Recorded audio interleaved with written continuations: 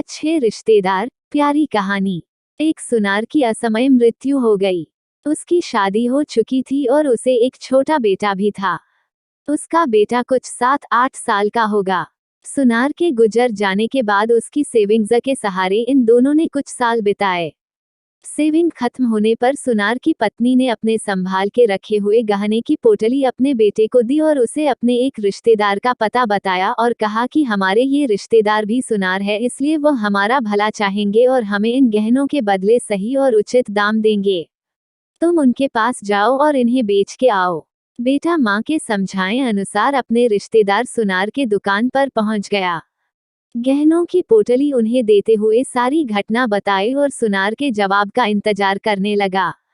रिश्तेदार सुनार ने थोड़ी देर तक गहनों का अच्छी तरह से निरीक्षण किया और उन्हें वापस पोटली में रख दिया। उन्होंने लड़के से कहा कि अभी इनका दाम अच्छा नहीं मिलेगा, एक काम करो, इन्हें तुम वापस घर पर अपनी मांगता को दिया और जब इनका सही दाम होगा तब मैं इन्हें बिकवा दूंगा। रही तुम्हारे खर्चे की बात तो तुम मेरे यहाँ पर मदद करने आ जाओ, तुम्हारे पढ़ाई का और घर का खर्चा मैं संभाल लूंगा। लड़के ने उस दिन के बाद कई सालों तक अपने रिश्तेदार सुनार के यहाँ काम किया और साथ में पढ़ाई भी की।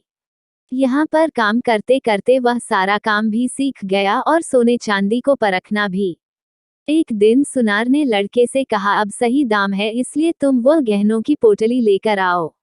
लड़के ने घर जाकर अपनी माँ से वो गहनों की पोटली मांगी, क्योंकि वह अब सोने चांदी को अच्छे से परखना जानता था, इसलिए उसने एक बार तसल्ली के लिए गहने पोटली से निकाल कर देखे।